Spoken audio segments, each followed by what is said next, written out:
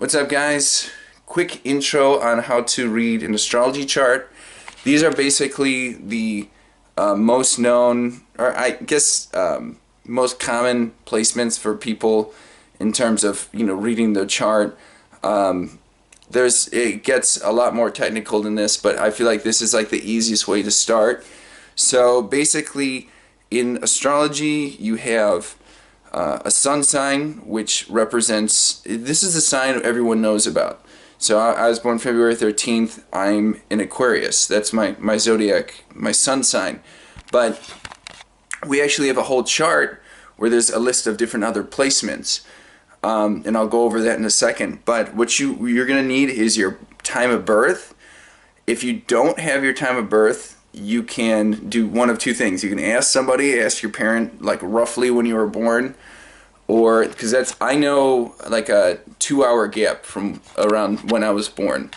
So I just play with that, and it doesn't change all that much within 2 hours. Some stuff does, but some stuff doesn't.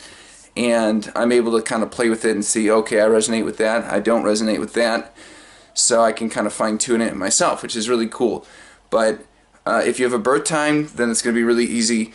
If you don't know at all what time you were born, but you know you were born on that day, you can still find your moon sign, which is a huge, it's probably one of your biggest placements, if not like arguably your biggest placement. So I don't like saying like, this is the main placement, the biggest placement, because everybody's different in terms of what they relate to. So you can find your moon sign by tapping in 12 a.m. on the calculator and then doing it again at 11:59. If it's the same moon sign, then that's your moon sign. If it's two different moon signs, then at least you have two where you can check and see the traits. You can look at the traits of those moon signs and see which one you resonate with more. So that's how I did it. One was Taurus. I think that's how you pronounce it, Taurus. And the other one was Gemini, and I looked at the Taurus moon placement and the characteristics of that, and I didn't resonate with it. And then I looked at the Gemini moon placement, and I really resonated with it. So it was cool.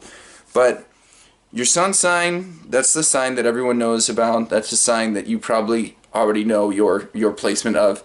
Like I said, February 13th, Aquarius. The sun sign represents kind of your personality in some ways. It's also like the traits that you're coming into this life with. It's the traits that you're sort of trying to learn. You know what I mean? You're trying to master. So it's basically like how life is going to challenge you in that respect. So being in Aquarius, life is going to push me to be eccentric. It's funny, Aquarius has to do with technology, and I'm really into social media, and I'm really into using technology to express myself.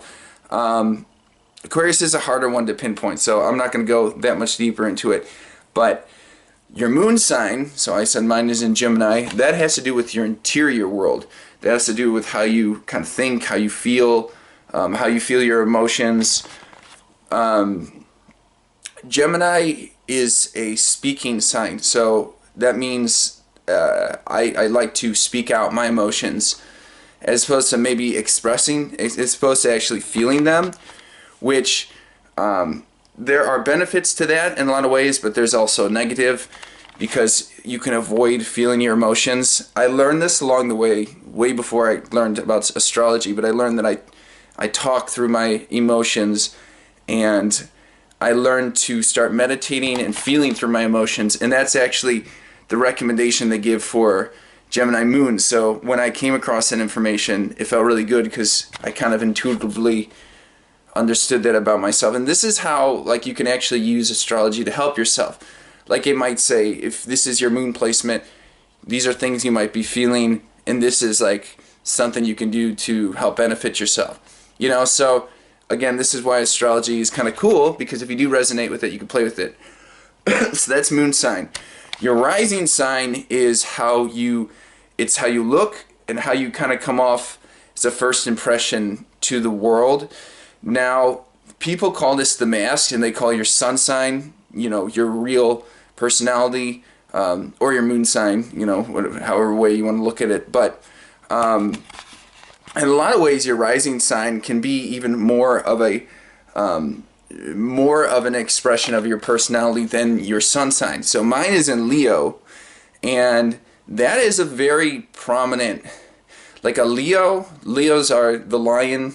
They're also representative of the planet, or of the sun, basically, the star, and that's a very prominent energy in my life. So I do really identify with that Leo energy. I'm an Aquarius, so basically I have an expressive sort of, I express my Aquarius energy in a Leo light.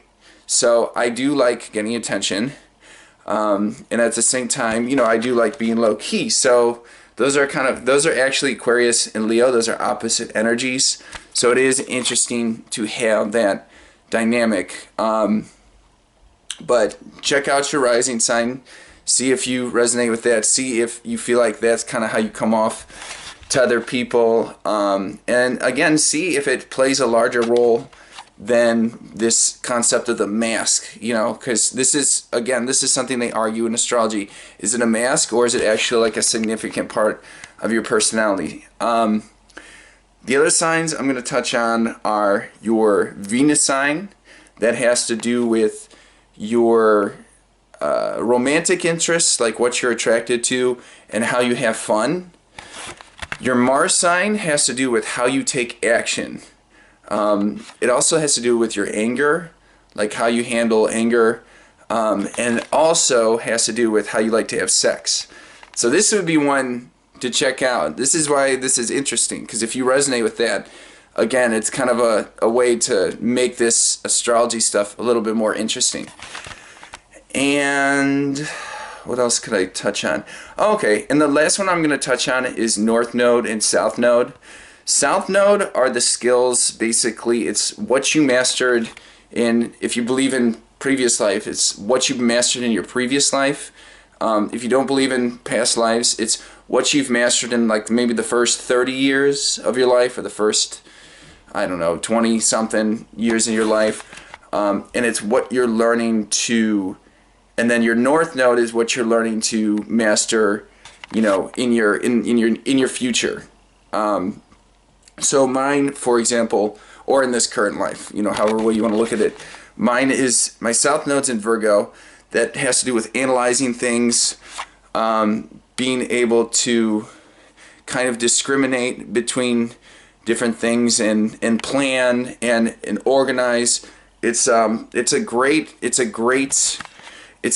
placement for, you know, learning to kind of just organization in general and planning. I would say those are the two words that are really good for describing, you know, that Virgo South Node energy.